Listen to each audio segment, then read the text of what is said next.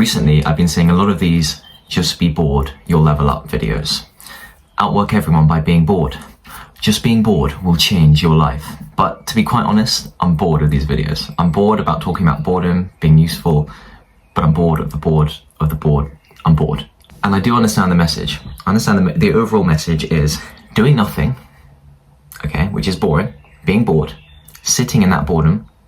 Is first of all, it's obviously better than immediately scrolling on your phone, but it's better than scrolling on your phone because eventually you're going to want to do something. And if you don't have access to technology or, whatever it is, or you've trained your mind to be disciplined enough to not scroll as soon as you feel bored and instead sit and embrace the boredom, okay, then eventually you're going to want to do something that's less boring.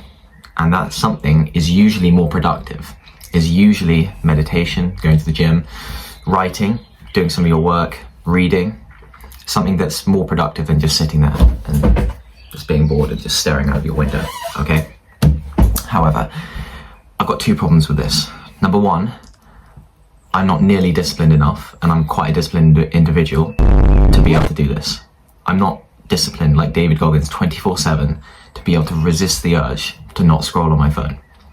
Unless it's not there in the first place. So unless there's no technology in the room.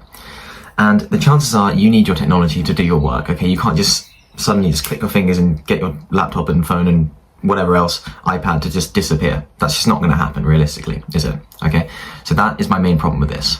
Embracing this boredom, it sounds sexy, it sounds great, but it's not practical, certainly in the long term.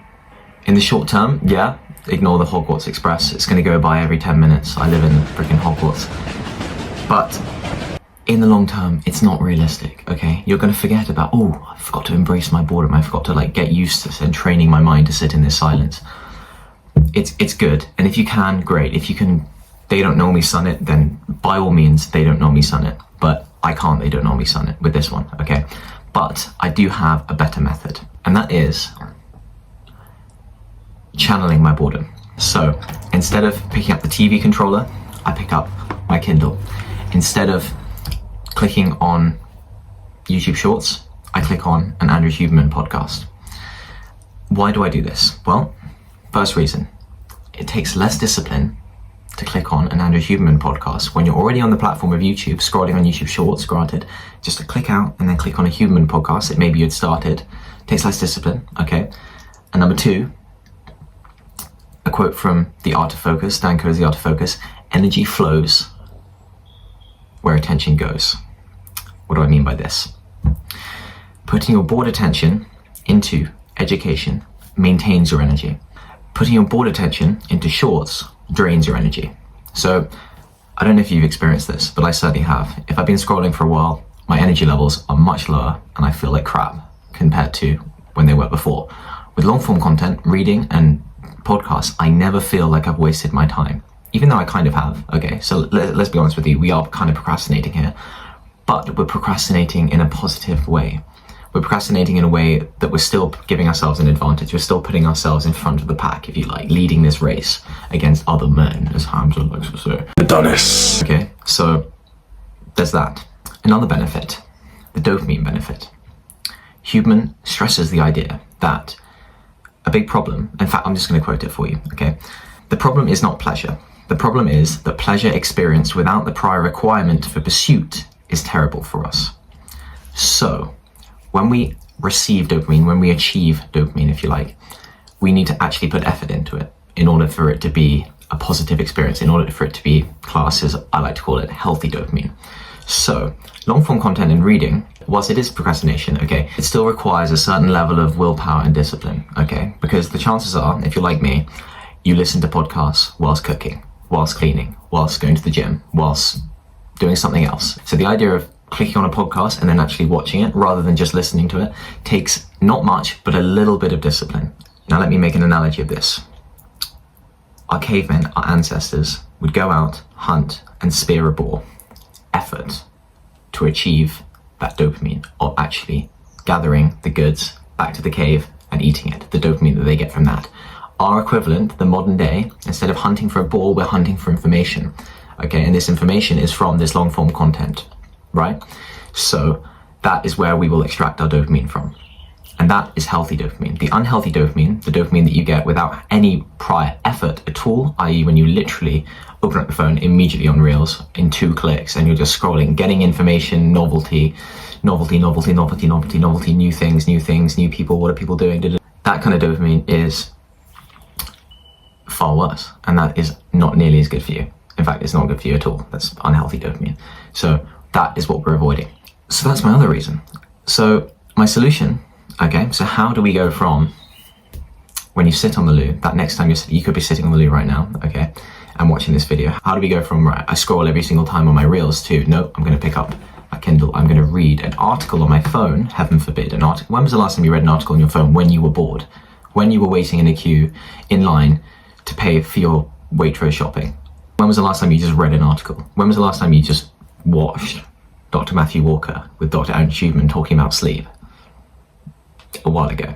Every single time you're looking at messages, you're looking at WhatsApp, you're looking at quick shorts, quick pieces of information, that cheap dopamine that requires no prior effort. So the next time you're sat on the loo, I want you to watch a podcast. I want you to read a book. Okay? Ideally don't do either. Ideally sit and just meditate and just do your good so that other people can access the loo after you if you are in a public loo. Okay, I don't know if you've heard, but the loo times have gone up significantly in the last few years because of technology. But just create that resistance for yourself, i.e. to watch that podcast, in order for you to not only access the healthy kind of dopamine, but also to be productive. Being productive is helping your future self, and you are helping your future self by watching a long form educational piece of content, because it's always a long form pieces of content, either reading or podcasts, where you actually extract the useful information. Because I always think of it as most people's attention spans are done, right? So any short, YouTube short that everyone else has, if everyone else has seen it, then how can it be that valuable? Those podcasts that are 3 hours long that have only got, say, 100k views, those are the ones that you want to be watching, because most other people probably haven't watched it, and there's probably a lot of useful information in there to gather. I want to introduce you to the 10-second rule. If you want to do something more often, make it take less than 10 seconds to start. If you want to do something less often, make it take more than 10 seconds to start. I use an app called 1sec. I'm not sponsored or anything, but this 1sec app, which I'll show you on the screen now, every time I click on Instagram and my other social media platforms, it makes me take a deep breath. The screen will go like that and then up, and it will make me take a deep breath between 5 to 10 seconds. But that is enough time for me to go, oh, okay, that was an instinctive reaction to click on Instagram because I'm bored. I'm going to put it down now. It was an instinct. I don't actually want to click on it. I don't know what I was doing. I just randomly, spontaneously just clicked on it. Okay. What it does is it makes you think that, it makes you have that realization, and then it makes you put it down. Because as I said, the 10-second rule, just add 10 seconds of resistance and you won't end up doing it. So for us, it's scrolling, it's the cheap dopamine when we're bored. Just add 10 seconds of resistance in order to stop doing it. And this really works for me. As you can see on the screen, I don't know how many hours. It's probably about 2 weeks worth. I only use Instagram every 3 to 4 weeks, maybe once. And it's revolutionary. It's just that small app, that small bit of resistance is more than enough for me to stop using it. Think, okay, I'm bored. What do I normally do? Okay, I normally go on YouTube Shorts. Okay, let's apply this 1sec app to, and I'm not going to explain how to do it. Okay, you can figure it out yourself. It's a really good app. Like 1sec. Okay, I'm not going to link in the description. You can see from the video. Okay, what it is. Use it for whatever it is that you use to get bored, and that will also help you to stop using it and then pick up that and actualize.org or Andrew Huberman or Chris Williamson when you are in fact bored. So you're putting your boredom to good use rather than just embracing the boredom, as most of these guys are saying, which also is a very good, I'm not dissing it, okay, it's a good thing in itself, but I'm just saying it's very difficult to do, and I've tried to do it and I don't think it's tangible long term. That's why I'm recommending this instead. So I will leave you with the Jordan Peterson quote. He says, "Treat yourself as a friend you are responsible for helping." You can do this by channeling your boredom into productive means. Be responsible with your boredom.